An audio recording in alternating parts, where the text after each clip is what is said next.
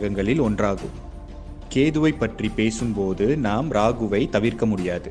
கேதுவும் ராகுவும் தனித்தனி குணாதிசயங்களை கொண்ட முற்றிலும் வேறுபட்ட கிரகங்கள் ஆகும்.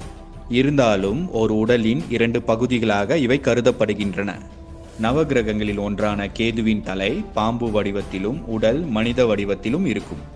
கேதுவை நிழல் கிரகம் என்று அழைப்பர். இதற்கு காரணம் ராகுவுக்கும் கேதுவுக்கும் மற்ற நவகிரகங்களைப் போல சொந்தமாக கிரகங்கள் கிடையாது. மனித வாழ்க்கையிலும் அனைத்து படைப்புகளிலும் கேதுவின் தாக்கம் அதிகமாகவே இருக்கும்.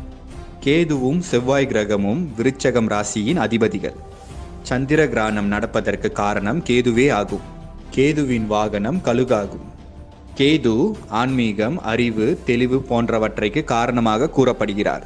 கேது சில சமயங்களில் இன்னல்கள் மற்றும் இழப்புகளை கொடுத்து மனித வாழ்க்கையை ஆன்மீக பாதைக்கு கொண்டு செல்வதாக நம்பப்படுகிறது. கேதுவின்